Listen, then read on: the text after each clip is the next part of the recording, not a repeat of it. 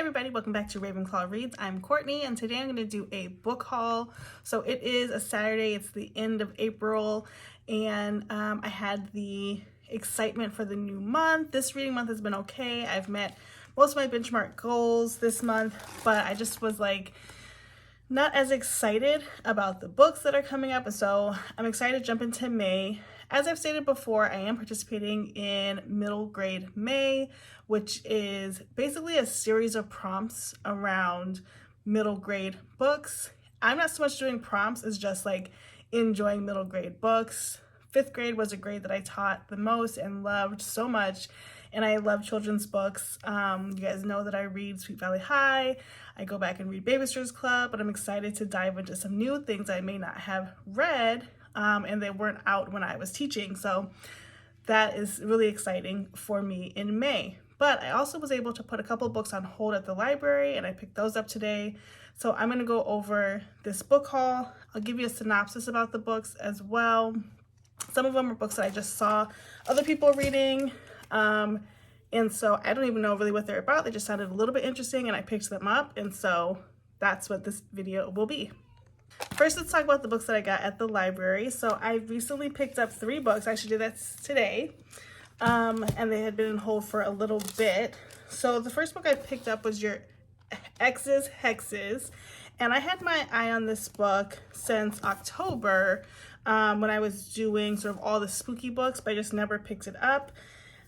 This book says, well, it's by April Asher, and it says, for her entire life, Rose Maxwell has trained to become the next prima of the Supernatural Council.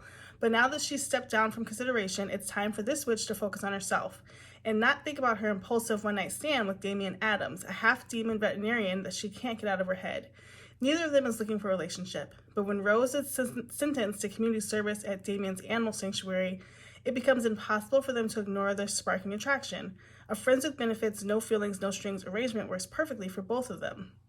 And then there's more, but that's kind of like the gist. So it looks like some fake dating or friends to lovers type of thing. And so I'm going to try to get this book done. The next book I got, I've been trying to read this book for like a year and a half. This is The No-Show. I've had it digitally. I've had, I think I've had it digitally twice, and I haven't gotten to it. I've heard good things about it. I just haven't got to it. So this is, Sibian is a quick-tempered life coach with way too much on her plate. Miranda is a tree surgeon used to being treated as just one of the guys on the job. Jane is a soft-spoken volunteer for the local charity shop with zero sense of self-worth. These 3 women are strangers who have only one thing in common. They've all been stood up on the same day, the very worst day to be stood up on, Valentine's Day. And unbeknownst to them, they've all been stood up by the same man. Once they've each forgiven him for standing them up, they are all in serious danger of falling in love with a man who may not have just 1 or 2, but 3 women on the go. Is there more to him than meets the eye? Where was he on Valentine's Day? And will they each untangle the truth before they all get their hearts broken? So, excited to read this. I just think it's going to be a cute romance and have wanted to read this for a while. So, excited that I picked that up. And then the last book that I got from the library, I did not know it was this chunky, is A Discovery of Witches. I've been hearing about this for a while on other channels. There's something gross on this page. And it is in the 500-page range. And so we'll see if I get to it. This one says, deep in the heart of Oxford's Bodleian Library, scholar Diana Bishop requests a manuscript called Ashmole 782 in the course of her research. Coming from an old and distinguished lineage of witches, Diana senses that the ancient book might be bound up with magic, but she herself wants nothing to do with sorcery, and after making a few notes on its curious images, she banishes it quickly back to the stacks. But what she doesn't know is that the old alchemical text has been lost for centuries, and its sudden appearance has a fantastical underworld stirring. Soon, a distracting horde of demons, witches, and vampires descends upon the Bodleians' reading rooms. One of these creatures is Matthew Claremont, an enigmatic and eminent geneticist, a practitioner of yoga and wine connoisseur, and also a vampire with a keen interest in Ashmole 782. So this says this is part history, part magic. It's not usually something I would read, and so I do love a challenge, but I have it. I'm going to take a look at it and see how I can get through it. Okay, then yesterday, Friday, I had the desire to go to Barnes & Noble, so I did, and picked up the middle grade May books.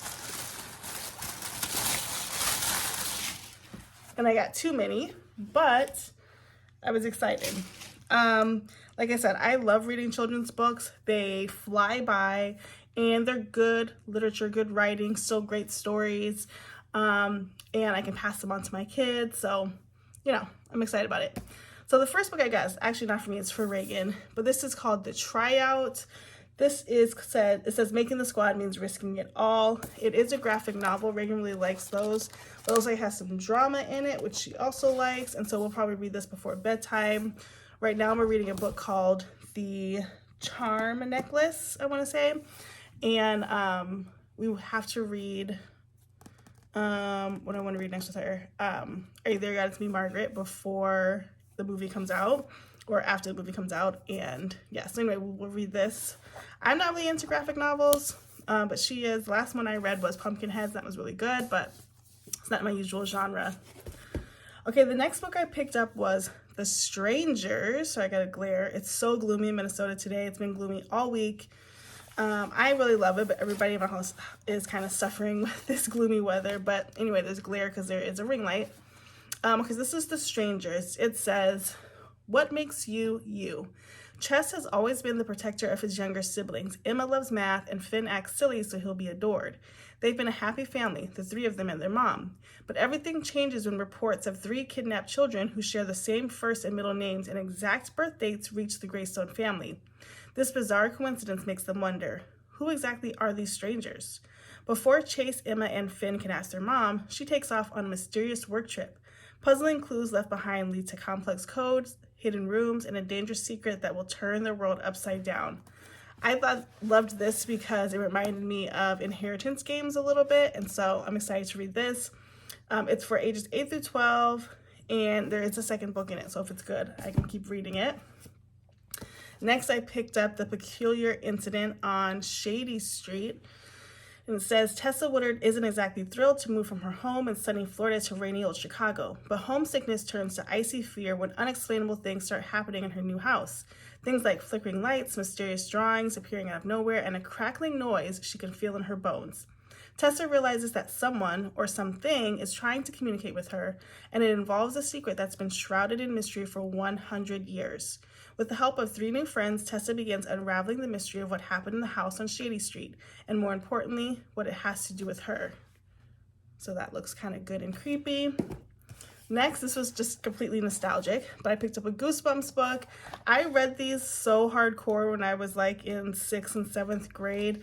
I think I went through so many of these. Every time my parents would go to the grocery store, these would be at the grocery store, like in the magazine aisle. And I was like, please pick me up one, anyone, doesn't matter.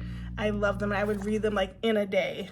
So this one is Ghost Speech. It says, Jerry can't wait to explore the dark, spooky old cave he found down by the beach. Then the other kids tell him a story about a ghost who lives deep inside the cave, a ghost who is 300 years old, a ghost who comes out when the moon is full, a ghost who is haunting the beach. Jerry knows that it's just another silly made-up ghost story, isn't it?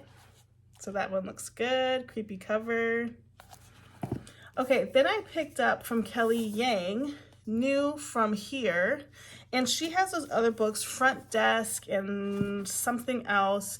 And I read Front Desk with Kennedy years ago and liked that. And then I think the next book was like 3 Keys or something like that.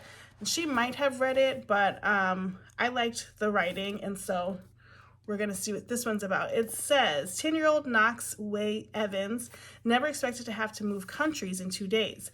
But when a virus named COVID-19 hits Hong Kong, his mom makes the last-minute decision to move him and his siblings to California where they think they'll be safe. Not everyone is going, though. Knox's dad, his best friend, has to stay behind to work, and his older brother, Bowen, would rather share a room with Mosquito than with Knox. At his school in California, Knox struggles with being the new kid. As racism skyrockets during COVID-19, Knox tries to stand up to hate while finding his place in his new country. Can you belong if you're feared? And can you protect if you're new? And how do you keep a family together when you're oceans apart? Based on her own lived experience, New York Times bestselling author Kelly Yang spins a heartwarming tale of courage, hope, and resilience in the face of unprecedented times. So that looks really good and a great message. And then the last book I picked up yesterday is not a middle grade book, but I've had my eye on this for a while, and this is Legends and Lattes. And lots of people have been reading this, and so I just wanted to like jump on the bandwagon with it. But it says, after a lifetime of bounties and bloodshed, Viv is hanging up her sword for the last time. The battle-weary orc aims to start fresh, opening the first ever coffee shop in the city of Thune. But rivals old and new stand in the way of success, not to mention the fact that no one has the faintest idea what coffee actually is. If Viv wants to put the blade behind her and make her plans a reality, she won't be able to do it alone. But the true rewards of the uncharted path are the travelers you meet along the way. And whether drawn together by ancient magic, a flaky pastry, or a freshly brewed cup, they may become partners, family, and something deeper than she ever could have dreamed. So that one sounds good too. So I picked that up yesterday. So those are the recent book haul that I have. Like I said, I don't know yet what's on my reading plans for May besides the middle grade books. And I mean, the library books are pretty lenient. Like our library automatically renews like 5 times before you have to return them. So I'm never like in a rush to read those, but they all drew my attention. So right now the priorities are the middle grade books. But I will be coming back with a May TBR as well as an April wrap up. And then I'm also gonna do a 5-star read so far this year video because I've read some really great books and I want to put those in the space. But that's all for today's video. So please like, comment, subscribe, share this channel. Thank you for those that have recently subscribed to the channel. Our small community is growing and I appreciate seeing and responding to your messages. Thanks so much for watching and we'll see you in the next one. Bye guys.